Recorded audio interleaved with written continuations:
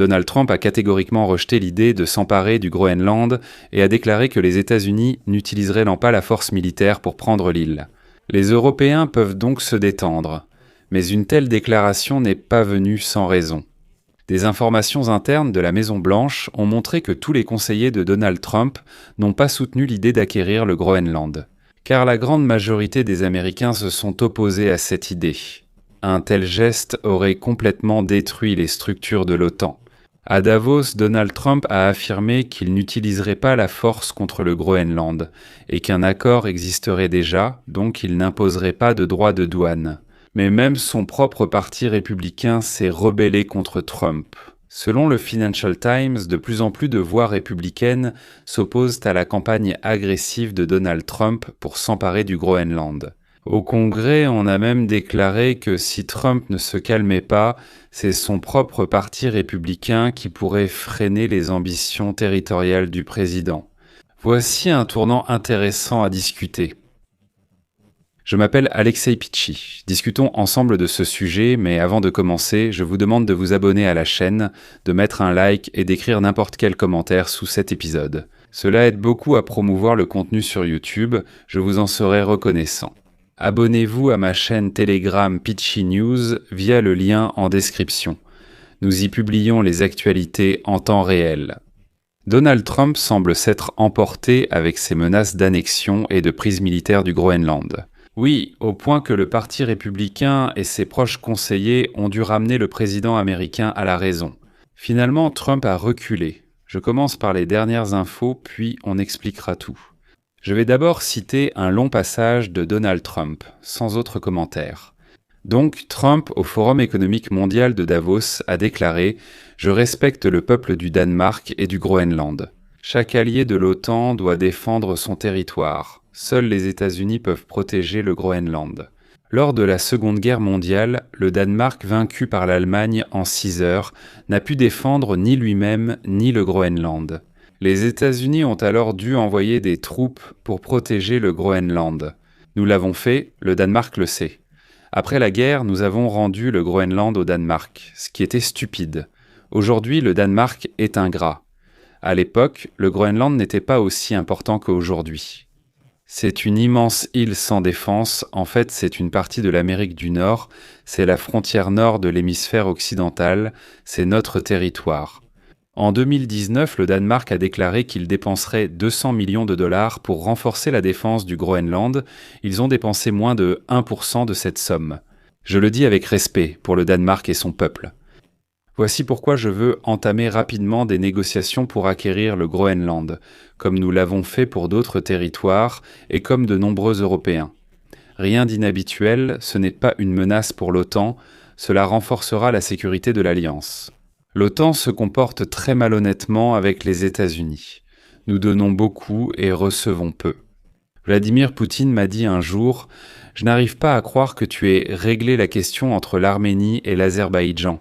Cela fait 10 ans que je n'ai pas pu le faire. » Je lui ai répondu « Écoute, rends-moi service, règle ta propre guerre et ne t'occupe pas de celle-là. » Qu'est-ce que les États-Unis retirent de tout ce travail, de tout cet argent, à part des morts, des destructions et d'énormes sommes d'argent qui vont à certaines personnes?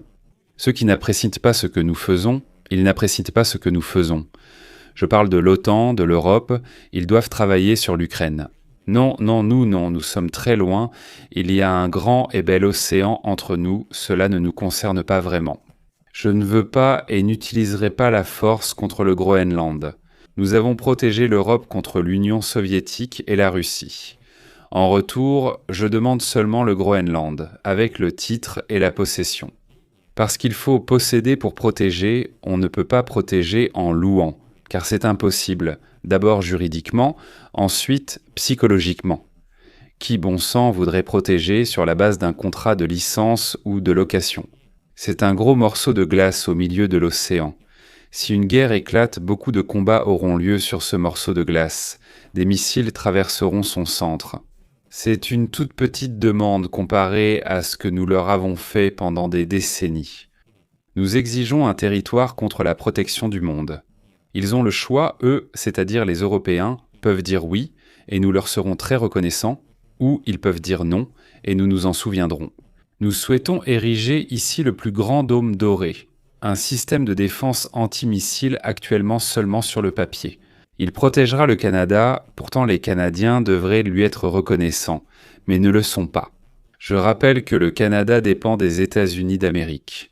Souviens-toi de cela, Mark Carney, Premier ministre, avant ta prochaine déclaration.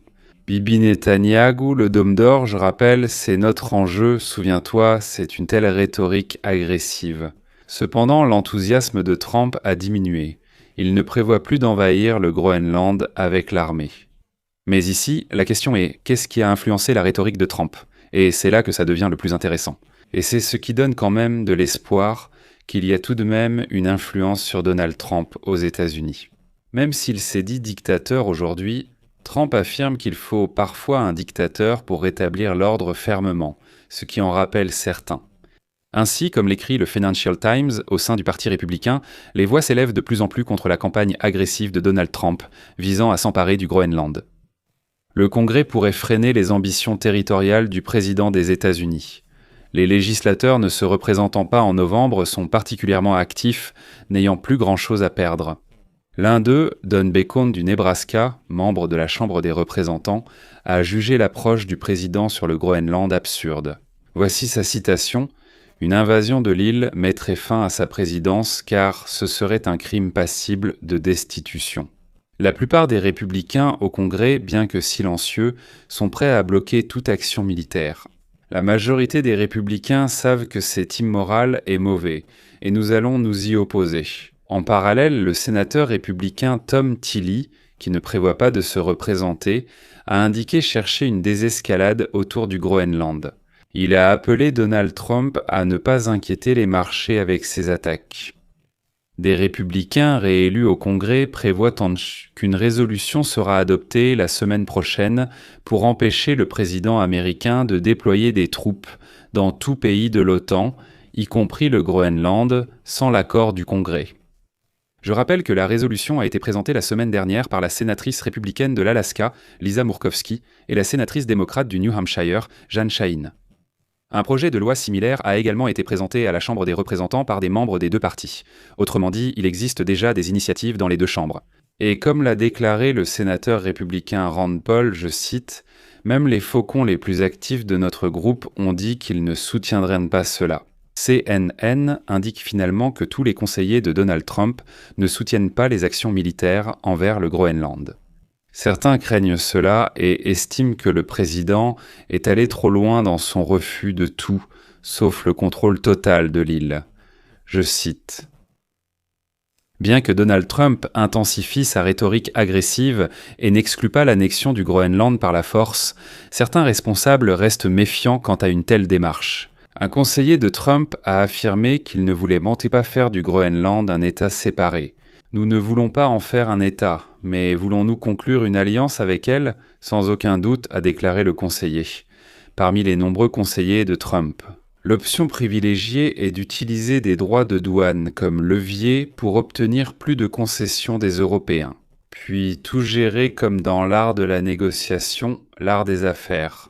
L'idée est que Trump cherche davantage de contrôle sur l'île, partagée avec l'Europe, ainsi qu'une implication accrue de celle-ci dans la sécurité et la défense du Groenland face aux ambitions russes et chinoises. Trump espère que le Danemark étendra l'accord sur la présence militaire américaine sur l'île, la guerre pour le Groenland étant donc reportée pour l'instant. De plus, en fin de journée, Trump a déclaré que, soi-disant, laissez-moi citer, « Nous avons posé les bases d'un futur accord sur le Groenland. » Partant de cette compréhension, je n'imposerai pas de tarifs contre les pays de l'Union européenne qui auraient dû entrer en vigueur le 1er février. Donc si je comprends bien ce qui a influencé Donald Trump, c'est que les républicains n'ont pas soutenu son idée d'annexer le Groenland et l'ont un peu remis à sa place. Et vous, qu'est-ce qui, selon vous, a influencé Trump? Écrivez-le dans les commentaires, je vais laisser un point de suspension ici. Donnez votre avis, partagez vos conclusions dans les commentaires sous cette émission. Abonnez-vous à la chaîne, cliquez sur la cloche et n'oubliez pas de mettre un like. Si vous souhaitez soutenir le travail de cette chaîne YouTube, vous pouvez le faire via un don ou un abonnement payant en utilisant les liens et les informations dans la description de cette vidéo, ainsi que via le QR code affiché à l'écran. Je vous serai reconnaissant pour tout soutien de votre part. C'est tout pour aujourd'hui, prenez soin de vous, à bientôt à tous.